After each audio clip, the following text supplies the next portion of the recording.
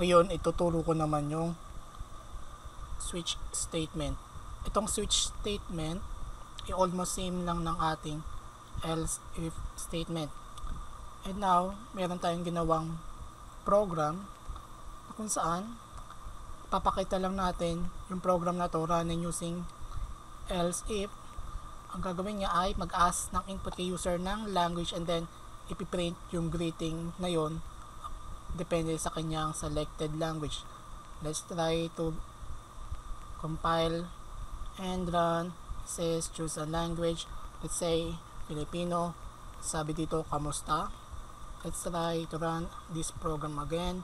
Select for and say invalid language. Dito meron tayong isang variable na character variable, and then mag-input as yung in-input nating number hindi siya integer, isa siyang character. Yung character na 1, ang sa ASCII value niya ay I think nasa 40 to 49. Hindi siya isang int, yung number na in-input natin dito, isa siyang character. And now let's see kung paano natin to gagawin, itong program na to, using switch statement. Kaya let's try to delete this block of codes and gawa na tayong ating switch statement. And switch, open and close parenthesis, yung variable na lalagay tayo ng variable na lang for language, then open and close parenthesis. Indentation natin para malaman natin itong block of codes na ilalagay natin dito ay part ni switch case.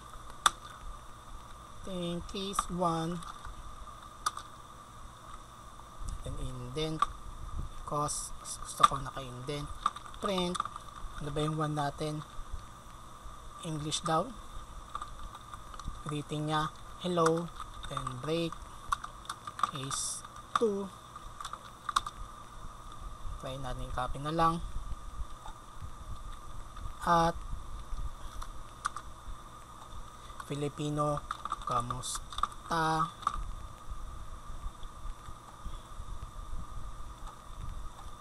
Saka tayo dito, and sa case 3 natin ano daw, Spanish hola. And sa default, buwan para explain ko to maya print f invalid language. And let's see yung program natin, build and run.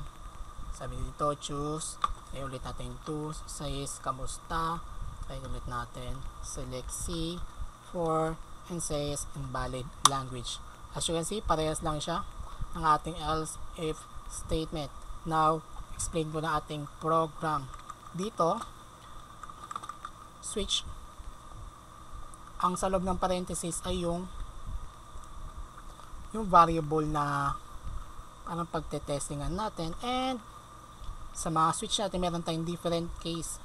Kung ang value daw ni language ay 1, gagawin niya yung block of code na nasa ilalim niya, means ito yung nasa ilalim niya, hindi na natin kailangan to ipasok sa ganito, it's a useless, di natin siya need, and I don't think, di ko rin na-try kung magra-run siya kapag may open and close curly brace doon.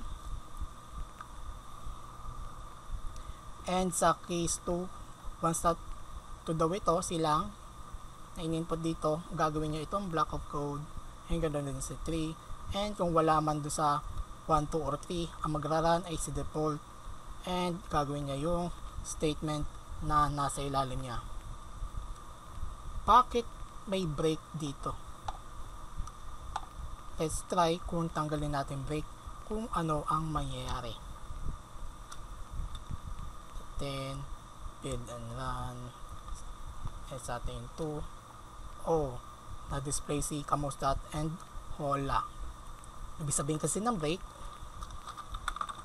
ay pag nabasa niya ng break, lalabas siya ng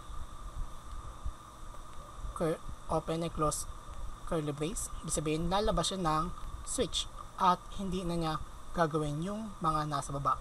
Kasi pag wala itong break, ulit na delete. Itong mga nasa baba pa niya ay babasahin niya. Kaya okay na tayo sa break. What if gusto natin expand ang ating program na kung saan aside from number na 1, 2, 3, pwede siyang mag-input ng E for English, F for Filipino, and S for Spanish. Let's see. Doon kung sa else if natin, gagamitan natin siya ng, or if statement, gagamitin natin siya ng logical operator na or, yung symbol na ito, dito, ang gagawin natin ay pating sa case, another case, spin E for English, and try din sa iba, F for Filipino, and S for Spanish.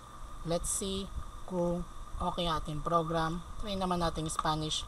3, good, yung hola, and try natin si S, and good pa rin yung ating program. Dito, sabihin nito, sa case, kung 1 man or E, if 1 na sinelect ko, gagawin niya yung nasa baba. Ano pa rin, if E, gagawin niya hanggang sa makita niya si break. Pag wala si break, gagawin niya lahat ng part na to, and ito si default, hindi na siya kasama doon. And that's all sa ating tutorial na to. Next video, gagawa tayo ng ating calculator program. Yun yung program na pinakita natin sa ating first video sa introduction, and doon ko na ituturo kung paano yung gawin. So thank you guys, salamat.